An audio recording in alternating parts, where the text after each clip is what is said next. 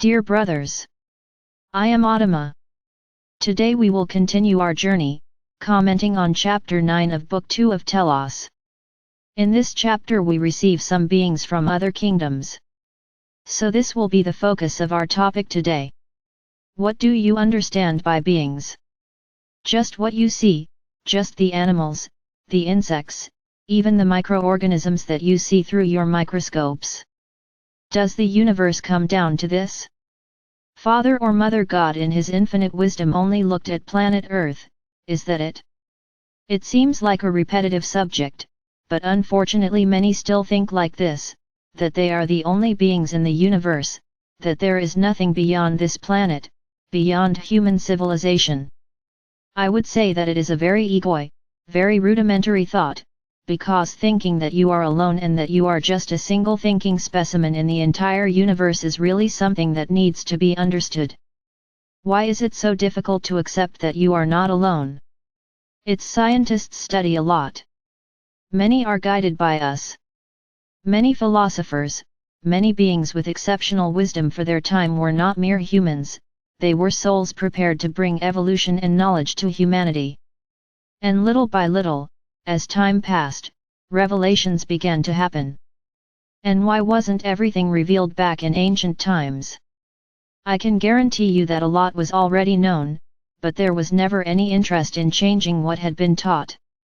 You believed what was said and the vast majority still believe it today. But I am not here to comment on the inability of many to open their minds, to expand their knowledge. On the contrary, I want to affirm that there have always existed on this planet, and throughout the universe, various types of beings and kingdoms.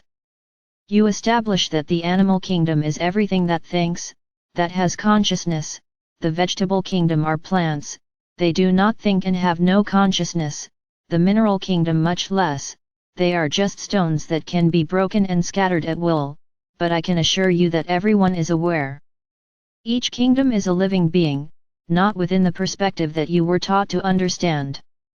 Each crystal has its function, each vegetable has its function on the planet, each microorganism has its function on the planet.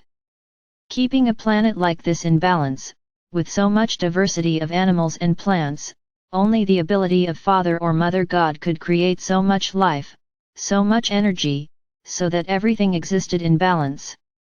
You will still learn that there are kingdoms of all types, all variety of energies in the universe. You know very little. In their history books, many of these kingdoms are brought up as legends or something that needed to be said that didn't exist. Many writers receive precious information and put into their books such thoughts that often even they don't know how they got into their minds, but that actually take you through worlds that you think are legend and history, but which are true worlds. Many people, when they write films, books, stories, think that they are creating something totally absurd, but that it is worth writing about, because many of you like it. And why do you like it? Because your souls remember times when you were together with all of these mentioned. There was a time when the forest didn't just have trees, elemental beings existed, or rather, coexisted together with humans, and you had their love and partnership in everything you wanted. The plants were very well cared for because each being was committed to keeping them beautiful. Animals did not serve man, they helped man in his tasks, but by their own will, not by imposition, not by slavery. So I would say that you will still be very surprised to see many beings that in your books are imaginary, non-existent, and that many to this day, even some with expanded minds, still insist on denying their existence. I tell you, everything is possible with Father or Mother God. There are no rules that I say prevent the creation of a being that is necessary.